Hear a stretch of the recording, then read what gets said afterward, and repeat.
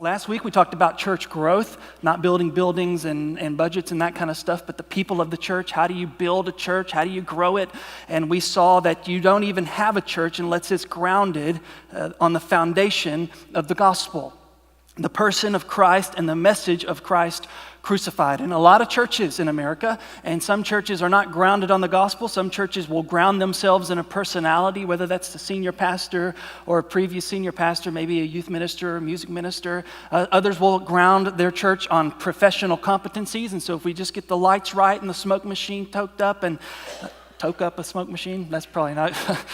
Get the smoke machine just right, and if we got enough skilled musicians, then we'll have a church, so you can ground it on professional competencies.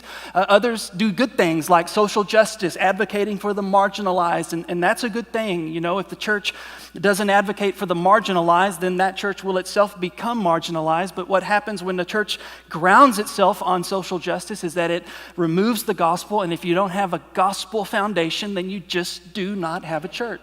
And so we saw last week Paul say over and over and over again, you want to grow your church, you need to ground it on the person of Jesus Christ, ground it on the gospel.